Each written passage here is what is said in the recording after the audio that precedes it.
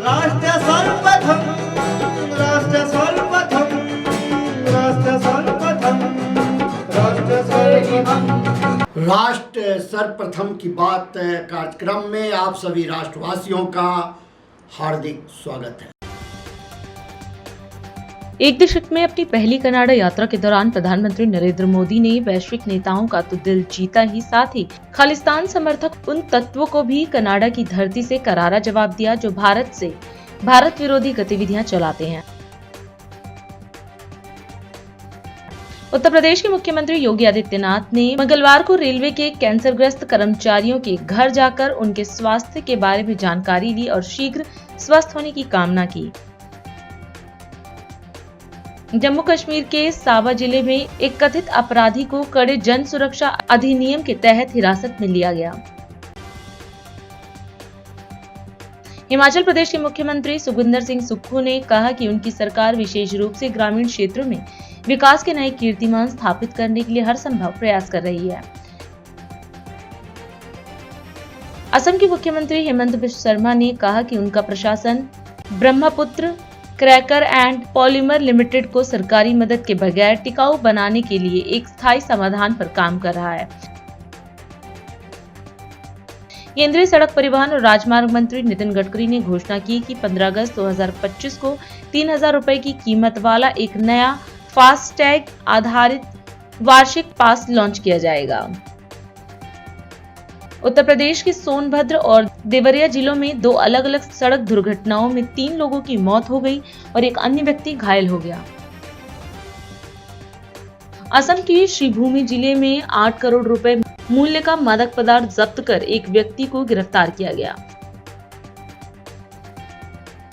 प्रवर्तन निदेशालय ने कथित 2,000 करोड़ रुपए के कक्षा निर्माण अनियमितताओं के मामले में दिल्ली सहित राष्ट्रीय राजधानी क्षेत्र में निजी ठेकेदारों के लगभग 37 स्थानों पर छापेमारी की।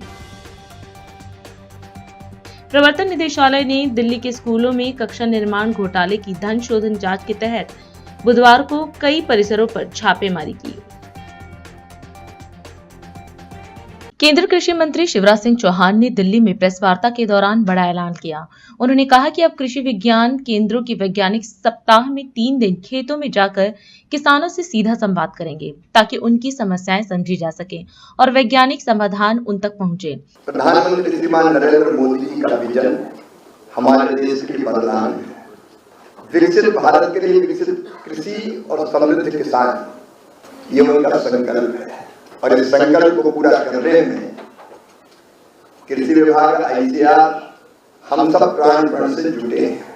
11 अगस्त 2024 को प्रधानमंत्री श्रीमान नरेंद्र मोदी जी इसी पूसा के परिसर में आए थे,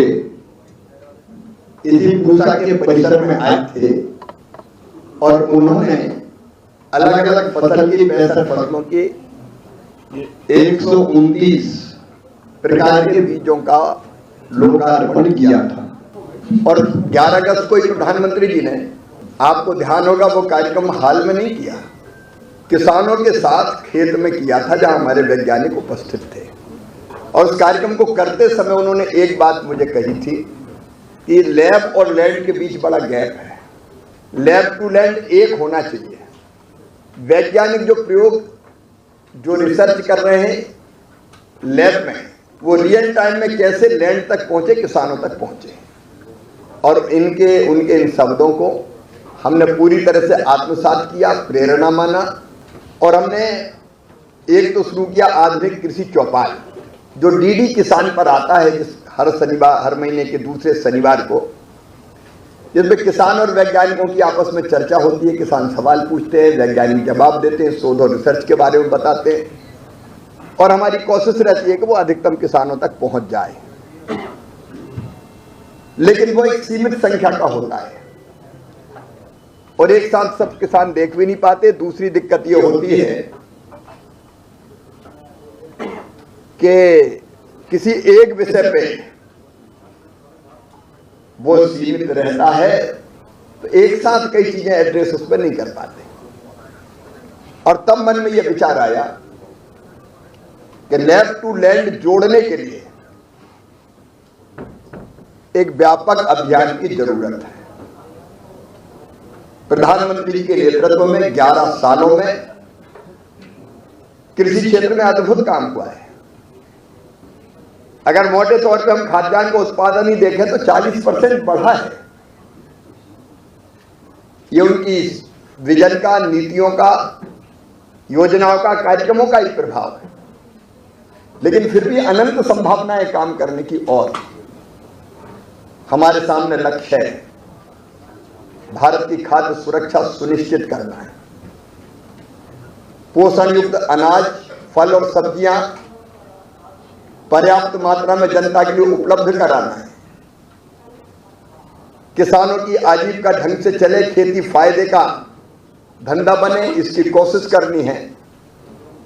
और इस धरती को आने वाली पीढ़ियों के लिए भी उत्पादन देने वाली बनाए रखना है।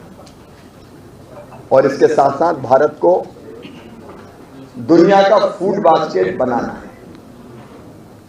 और इन्हीं सबको ध्यान में रख के हमने देखा काम बहुत हो रहा है, लेकिन अलग अलग संस्थाएं अलग अलग तरह के कामों में लगी है। ICR और कृषि विज्ञान केंद्र में हमारे वैज्ञानिक लगे। ICR के अलग अलग संस्थान रिसर्च करते हैं, किसान खेतों में काम करते हैं, एग्रीकल्चर यूनिवर्सिटी अलग काम करती है, KV के अलग काम करते हैं, और कृषि विभाग राज्य शासन के, केंद्र शासन के, वो अपना काम कर रहे हैं। मन में ये विचार आया कि सब काम कर रहे हैं विकसित खेती और समृद्ध किसान के लिए, लेकिन अलग अलग काम कर रहे हैं, इनको अगर एक साथ जोड़ दिया जाए। और तभी विचार मन में आया, one nation one agriculture one team, एक टीम बनाई जाए पूरी, कि सब मिलके एक दिशा में काम करें, जिनमें किसान भी शामिल हो। और इसी विचार को लेकर हमने बनाया विकसित कृषि संकल्प अभियान।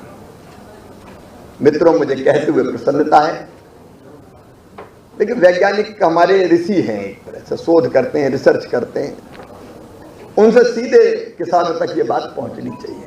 दिल्ली की मुख्यमंत्री रेखा गुप्ता ने शालीमार बाग स्थित महर्षि आयुर्वैदिक अस्पताल में सोमा द आयुर्वैदिक किचन का उद्घाटन किया।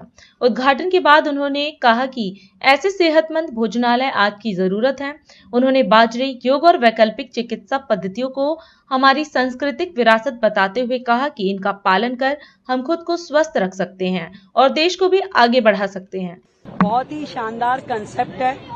दिल्ली में अब अनेकों जगह इस तरीके के इनिशिएटिव लिए जा रहे हैं। मेरी विधानसभा में ऐसा एक हेल्दी किचन, जिसमें कि मिलेट्स के द्वारा तैयार सारी रेसिपीज हैं, एक हेल्दी डाइट के रूप में, जो एक नई जनरेशन खाना चाहती है, चाहे वो पाव भाजी से लेकर बर्गर तक, सूप से लेकर के किसी भी प्रकार की डिश, साउथ इंडियन, एनीथिंग।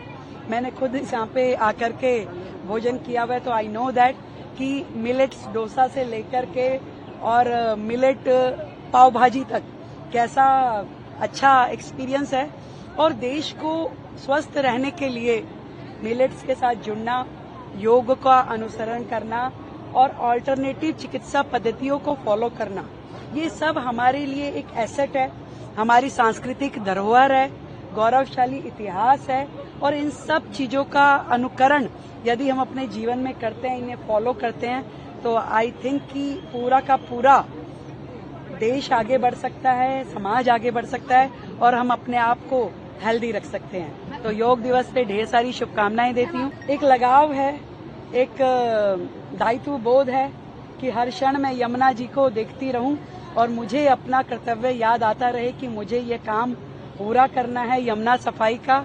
और जितना ज्यादा उनसे जुड़ी रहूंगी, उतना मेरे जदोजहद में वो चीजें चलती रहेंगी और मैं और शिद्दत के साथ ये काम कर पाऊंगी। कांग्रेस के वरिष्ठ नेता और लोकसभा में नेता विपक्ष राहुल गांधी के जन्मदिन के उपलक्ष्य में आगामी महारोजगार मेले के आयोजन को लेकर मंगलवार को दिल्ली कांग्रेस कार्यालय में एक प्रेस वार्ता का आयोजन किया गया। इस प्रेस वार्ता को दिल्ली कांग्रेस अध्यक्ष देवेंद्र यादव ने संबोधित किया। कार्यक्रम में इंडियन यूथ कांग्रेस की राष्ट्रीय अध्यक्ष उदय भान, दिल्ली यूथ कांग्रेस अध्यक्ष अक्षय लाखड़ा और कांग्रेस कम्युनिकेशन विभाग के चेयरमैन अनिल भारद्वाज उपस्थित रहे। दिल्ली कांग्रेस अध्यक्ष देवेंद्र यादव ने कार्यक्रम की रूपरेखा साझा करते हुए बताया कि यह महारोजगार मेला युवाओं के लिए सुनहरा अवसर होगा और जहां विभिन्न कंपनियों, संगठनों और संस्थाओं के प्रतिनिधि मौजूद रहेंगे। महारोजगार मेले का आयोजन तालकटोरा में करने जा रही है, जिसमें हजारों दिल्ली के बेरोजगार युवा साथी हैं वो आ रहे हैं और उनको लगभग 5,000 नौकरियां इस दौरान पार्टिसिपेट करेगी। उनके द्वारा जो 5,000 वो ऊपर की जा रही है। मुझे खुशी है कि इंडियन यूथ कांग्रेस और दिल्ली प्रदेश कांग्रेस के प्रयासों से दिल्ली के लगभग 20,000 युवाओं ने अभी तक इसके लिए रजिस्ट्रेशन कराया है। और मुझे ये बताते भी बहुत खुशी है कि इसी तरीके का आयोजन इंडियन यूथ कांग्रेस ने चंद दिनों पहले राजस्थान में भी आयोजित किया था, जिसमें लगभग 1400 वहाँ पर 3500 बच्चे ऐसे थे जो एलिजिबल थे। उनमें से 1400 बच्चों को सेलेक्ट कर उनको नौकरी दी गई। हाथ की हाथ उनको नौकरी का जो ऑफर है वो दिया गया। मुझे उम्मीद है कि दिल्ली, जहाँ पर देश के विभिन्न प्रांतों से, विभिन्न बस्तियों से, गांवों से और शहरों से युवा आता है इस उम्मीद में कि उसको एक स्थायी नौकरी मिलेगी, उसको रोजगार मिलेगा। ऐसे समय में पिछले 11 वर्षों से जो लगातार बेरोजगारी दिल्ली में और देश में बढ़ती जा रही है, ऐसे समय में ये रोजगार मेला एक मील का पत्थर साबित होगा। मुझे उम्मीद है कि जिस तरीके से कंपनीज ने अपना इंटरेस्ट दिखाया है और जिस तरीके से युवाओं ने बढ़ चढ़कर इसमें रजिस्ट्रेशन कराया है, कल एक ऐतिहासिक नौकरियों का जो लोगों को मिलने वाली है वो एक ऐतिहासिक नंबर होगा और युवाओं को अपने पैरों पर खड़ा होने का एक बहुत ही महत्वपूर्ण ये मौका है, जिसका मैं आप लोगों के माध्यम से सभी युवाओं को अपील भी करना चाहूँगा कि सुबह 10 बजे से 4 बजे तक ये आयोजित होने वाला है, तालकटोरा स्टेडियम में होने वाला है। जिसने रजिस्ट्रेशन नहीं कराया वो सीधा भी आकर तालकटोरा स्टेडियम में अपना रजिस्ट्रेशन करा सकता है। लगभग 100 कंपनी, जिसमें HDFC भी है, टाटा भी है, जिसमें एक्सिस बैंक भी है, अन्य कंपनीज जो हैं उसमें भाग ले रही हैं। और मुझे लगता है कि माननीय राहुल गांधी जी के जन्मदिन के अवसर पर इससे बेहतर तोहफा दिल्ली के युवाओं को और कोई नहीं हो सकता। लिहाजा मैं आप सभी से, साथियों से, जो युवा साथी हैं, रोजगार है और इस उम्मीद में है कि उनको नौकरी मिले, तो उनके लिए एक बहुत बेहतर अवसर ये सबके सामने है। आमंत्रित करना चाहूँगा कि आए, इसको भी सफल बनाएं और अपने पैरों पर खड़ा होकर अपने परिवार को बेहतर बनाने में अपना जो आपका सहयोग है वो हमें मिलेगा, तो निश्चित ही दिल्ली एक बेहतर दिल्ली बनेगी। गुजरात के विसावदर उपचुनाव प्रचार में खड़िया गांव की जनसभा में अरविंद केजरीवाल ने बीजेपी पर हमला बोला। उन्होंने कहा कि बीजेपी के 30 साल के शासन ने गुजरात को 50 साल पीछे कर दिया है। केजरीवाल ने कहा कि राज्य में आज बिजली, पानी, सड़कें और रोजगार कुछ भी नहीं है। उन्होंने आरोप लगाया कि हर तरफ हाहाकार है, सरकारी नौकरी के पेपर लीक हो रहे हैं और युवाओं को रोजगार नहीं मिल रहा है। 125 किलोमीटर आने में 3.5 घंटे लग गए, 3.5 घंटे। इतनी खराब सड़क है, इतनी खराब सड़क है। आज जब दुनिया 21वीं सदी में जा रही है, मॉडर्न इंडिया, पूरी दुनिया मॉडर्न हो रही है, आधुनिक हो रही है, शानदार सड़कें बन रही हैं। गुजरात के अंदर 30 साल राज करने के बाद भारतीय जनता पार्टी सड़कें नहीं बना पाई। 40 किलोमीटर की स्पीड से गाड़ियां चल रही हैं गुजरात की सड़कों के ऊपर। 125 किलोमीटर चलने में 3.5 घंटे लग गए, जबकि आज 100, 150, 200 किलोमीटर की स्पीड से सड़कों के ऊपर गाड़ियां चल रही हैं। 30 साल से गुजरात के अंदर भारतीय जनता पार्टी की सरकार है। क्या किया इन लोगों ने 30 साल के अंदर? मैं होटल में रुका हुआ हूं, हर 1 घंटे में बिजली जा रही है। गांव-गांव में बिजली नहीं है, शहरों में बिजली नहीं है, सड़कें नहीं है। युवाओं से बात करो, उनके पेपर लीक हो रहे हैं।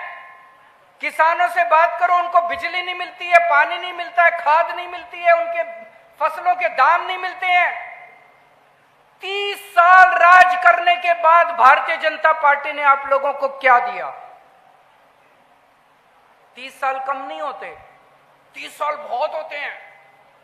किसी भी राज्य या किसी भी देश की जिंदगी में 30 साल बहुत होते हैं।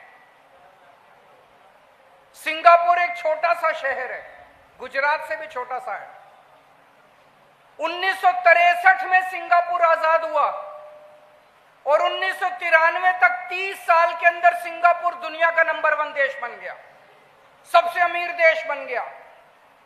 30 साल के अंदर उन्होंने कितनी तरक्की कर ली। जापान ने 30 साल में, जापान तहस नहस हो गया था द्वितीय विश्व युद्ध के बाद, जापान ने तरक्की कर ली।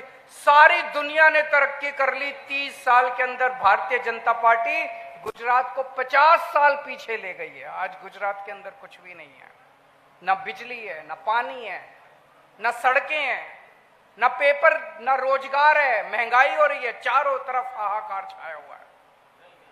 लेकिन आज मैं दिल्ली से आप लोगों के बीच में आया हूं विसावदर के लोगों को सैल्यूट करने के लिए। आप लोग गजब के लोग हो। जब 30 साल से पूरे गुजरात में बीजेपी का शासन था, जब 30 साल से बीजेपी को बाकी गुजरात के लोग वोट दे रहे थे, पिछले 20 साल से विसावदर के लोगों ने बीजेपी को किया कि नहीं किया? आप लोगों ने 20 साल से विसावदर में बीजेपी का विधायक नहीं बना। इसलिए हमने अपनी पार्टी में खूब विचार किया, अपनी पार्टी में खूब विचार किया कि किसको टिकट दें, कौन नहीं टूटेगा। तो हमने आम आदमी पार्टी के सबसे बड़े जो नेता हैं हमारे, उनमें से एक है गोपाल इटालिया। गोपाल इटालिया को टिकट दिया। गोपाल इटालिया वो शख्स है जिसने गुजरात के अंदर आम आदमी पार्टी को शुरू किया था। गोपाल इटालिया एक तरह से फाउंडर है आम आदमी पार्टी का गुजरात में। गोपाल इटालिया बड़ा मजबूत आदमी है, उसको दुनिया की कोई ताकत नहीं तोड़ सकती। हमने गोपाल इटालिया को दिया है। आपको आज गारंटी देके जा रहा हूं कि गोपाल इटालिया को भारी बहुमत से जिताओ, कोई दुनिया की ताकत इनको नहीं तोड़ सकती। गोपाल इटालिया बिल्कुल नहीं टूटेगा किसी हालत में। गोपाल इटालिया एक छोटे से साधारण परिवार से आते हैं। वो पहले पुलिस में नौकरी करते थे, गुजरात पुलिस में। गोपाल इटालिया ने पुलिस की नौकरी छोड़ के समाज सेवा का काम करना शुरू किया। तो इसको भारी बहुमत देके आप गोपाल इटालिया को जिताइए, ये आपकी पूरी अच्छे से सेवा करेगा। इनका भैसाड़ में घर है गोपाल इटालिया का, वहां पे रहते हैं भैसाड़ में। और इनके ऑफिस है विसावदर में, भैसाड़ में, वदल में, बिलखा में। कभी किसी चीज की जरूरत हो आपको, कोई सरकारी काम हो, अपने घर की कोई जरूरत हो, परिवार की कोई जरूरत हो, कोई बीमार हो जाए, कोई दवा दारू की जरूरत हो, सुबह से शाम कोई भी किसी भी चीज की जरूरत हो, आप गोपाल इटालिया के भैसाड़ में घर में जा सकते हैं, या उनके 4 दफ्तर चल रहे हैं, किसी भी दफ्तर में जा सकते हैं। चुनाव के पहले जा सकते हैं, चुनाव के बाद जा सकते हैं, कभी भी जा सकते हैं। रात दिन ये आदमी आपके काम आएगा। अभी समय है एक ब्रेक का, हम चलते हैं ब्रेक पर। आप कहीं जाए नहीं, छोटा सा ब्रेक। श्रेया फर्निशिंग लेकर आया है आपके लिए होम कलेक्शन, जिसमें आपको मिलता है upholstery fabric, designer curtains, home and office decoratives, carpets and sofa cover कम से कम दाम में कीर्ति नगर में आपके लिए उपलब्ध है। Powered by Kamal Buildtech Private Limited, fulfilling promises. With our professional team and experience of delivering projects in past, we guarantee you peace of mind and top quality work in an affordable price. और अधिक खबरों के लिए आप हमारे YouTube channel दैनिक India दर्पण को अभी सब्सक्राइब करें और नोटिफिकेशन के लिए बेल आइकन को प्रेस करना ना भूलें। राजस्थान में जल संरक्षण को जन आंदोलन का रूप देने के लिए शुरू किए गए वंदे गंगा जल संरक्षण जन अभियान के तहत राजसमंद में एक जनसभा आयोजित हुई। इसमें मुख्यमंत्री भजनलाल शर्मा ने शिरकत की और लोगों को अभियान के उद्देश्य और प्रयासों की जानकारी दी। उन्होंने नागरिकों से अपील की कि वे जल संरक्षण को अपनी जीवन शैली का हिस्सा बनाएं और इस अभियान में सक्रिय भागीदारी निभाएं। वंदे गंगा जल संरक्षण जन अभियान के तहत राजसमंद के इस कार्यक्रम में इतनी बड़ी संख्या में आई मेरी माता बहनों, सबसे पहले तो मैं आप सभी का वंदन करता हूं, अभिनंदन करता हूं, आप सभी को मैं प्रणाम करता हूं, क्योंकि मुझे पता है यह कार्यक्रम वंदे गंगा जल संरक्षण जन अभियान,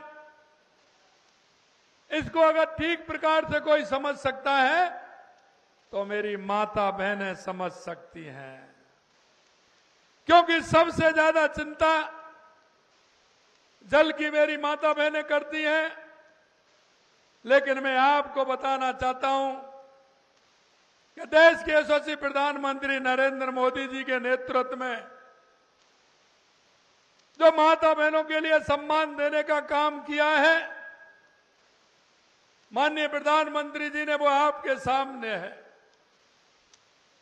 चाहे वो शौचालय बना करके किया हो,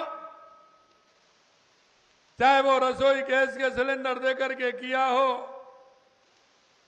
या नल से जल पहुंचा करके किया हो, सबसे ज्यादा सम्मान मेरी माता बहनों का किया है। और यही वंदे गंगा जल संरक्षण जन अभियान हमने 5 जून को प्रारंभ किया था पूरे राजस्थान के अंदर, क्योंकि उस दिन पर्यावरण दिवस भी था और गंगा दशहरा भी था। गंगा दशहरा का महत्व आप अच्छी तरह से सभी जानते हैं कि गंगा दशहरा के दिन मां गंगा का इस पृथ्वी पर अवतरण हुआ था, इस धरती पर अवतरण हुआ था। उस दिन से हमने ये वंदे गंगा जल संरक्षण अभियान प्रारंभ किया। मैं आपसे इतना ही कहना चाहता हूं कि राजस्थान के अंदर अगर सबसे ज्यादा आवश्यकता है तो वो आवश्यकता पानी की है, पानी की। और इसीलिए हमारी सरकार, जैसे ही हमारी सरकार आई, सबसे पहले हमने अभियान के तौर पर लिया वो पूरे राजस्थान में पानी की पूर्ति कैसे हो सकती है, मेरे किसान को पानी कैसे मिले, हमारी बहनों को पानी कैसे मिले, हमारे उद्योग के लिए पानी कैसे मिले, जिससे हमारा राजस्थान हरियाला राजस्थान भी बने। और पानी अगर राजस्थान में रहेगा तो मैं कह सकता हूं कि हर व्यक्ति उस पानी की वजह से निश्चित रूप से आगे बढ़ेगा। जब मेरी खेती अच्छी होगी तो खुशहाली भी होगी, और जब पानी होगा तो पौधे भी लगेंगे, इससे मेरा राजस्थान हरियाला राजस्थान भी बनेगा। चाहे वो हमारी ERCP योजना, राम जल सेतु योजना हो, या शेखावाटी की यमुना समझौता हो, या आपके यहां उदयपुर की हमारी देवास स्कीम हो, क्योंकि उदयपुर से आधा पानी अरब सागर की तरफ जाता था, वो कोई काम नहीं आता था। आधा पानी हमारी तरफ हिंद महासागर की तरफ आता था। उसमें हमने देवास स्कीम के माध्यम से टनल बना करके, एनीकट बना करके उस पानी को अगर हम इधर आएगा तो हमारे उदयपुर को भी पानी मिलेगा, राजसमंद को भी पानी मिलेगा, चित्तौड़ को भी पानी मिलेगा, और ईश्वर की कृपा होगी, ज्यादा बारिश होगी तो वो पानी राजस्थान के उपयोग में भी आएगा। छत्तीसगढ़ राज्य सर्व सेन समाज ने सम्मान समारोह का आयोजन किया, जिसमें मुख्यमंत्री विष्णुदेव साय मुख्य अतिथि के रूप में शामिल हुए। इस दौरान सीएम साय ने सेन समाज के गौरवशाली इतिहास और विभिन्न क्षेत्रों में समाज के योगदान की सराहना की। इस मौके पर होनहार छात्र छात्राओं, प्रतिभावान सदस्यों और महिला जिला अध्यक्षों को सम्मानित भी किया गया।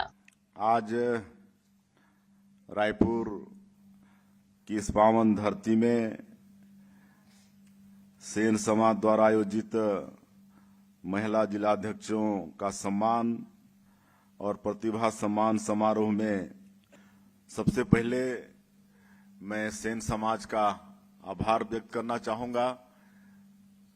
और सुश्री मोना सेन जी का, जिन्होंने आज के इस गरिमामय कार्यक्रम में हम लोगों को बुलाए, हम लोगों का सम्मान किए।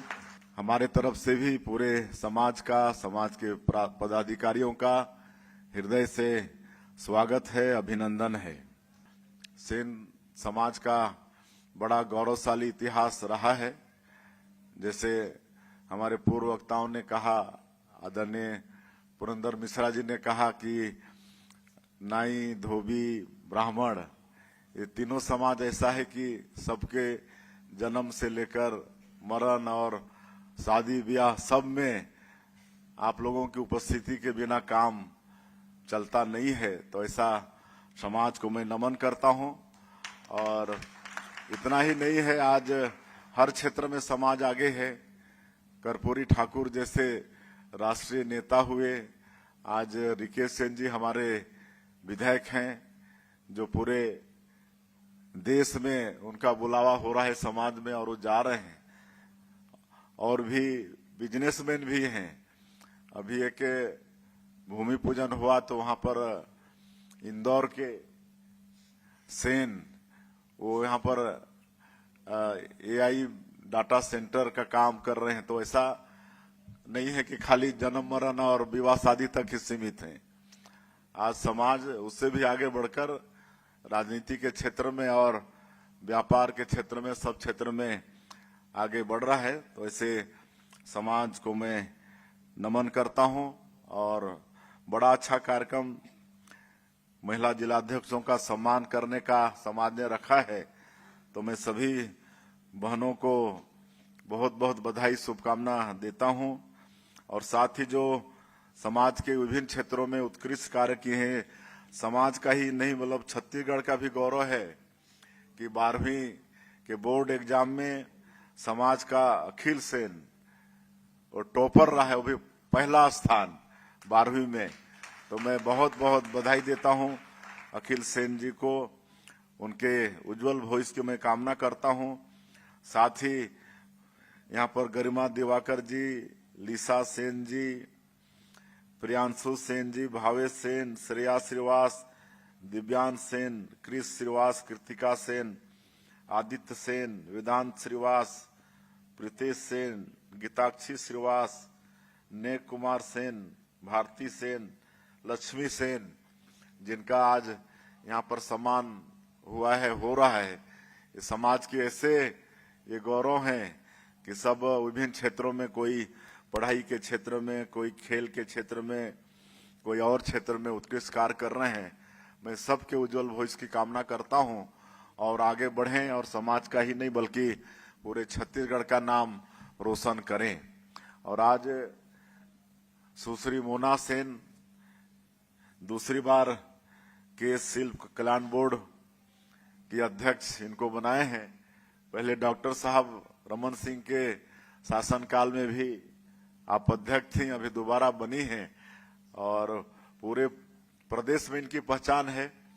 चुनाव प्रचार होता है तो इन्हीं को पहले भेजते हैं। कोई और भी कार्यक्रम हुआ, राज्य उत्सव हुआ, और भी कुछ हुआ, गणेश उत्सव हुआ, दुर्गा पूजन हुआ, तो सब पूरे प्रदेश में घूम घूम कर कार्यक्रम देती हैं। आज कोई परिचय की मोहताज नहीं है मोना सेन। आप सब लोग जानते ही हैं कि आज सरकार तरह तरह की सुविधा, आज छत्तीसगढ़ में शिक्षण की सारी संस्थान यहाँ पर हैं। कोई ऐसा संस्थान नहीं है जो हमारे प्रदेश के बच्चों को छत्तीसगढ़ से बाहर जाना पड़े, चाहे वो IIT, IIM, IIIT, नीट, मतलब आपका लॉ का यूनिवर्सिटी, सब कुछ यहाँ पर है। मैं फिर से सेन समाज को बहुत बहुत बधाई, शुभकामना देते हैं। उत्तरोत्तर समाज विकास करता रहे, मजबूती के सूत्र में बंधा रहे, इसी और हम लोगों को बुलाते भी रहे।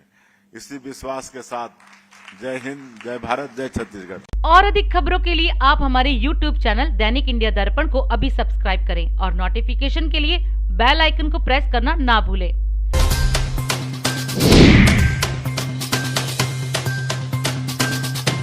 आज हम इस कार्यक्रम में आपसे विदा लेते हैं। आप अन्य खबरों के लिए बने रहें। राष्ट्र सर्वप्रथम, वंदे मातरम, जाग उठा है भारत।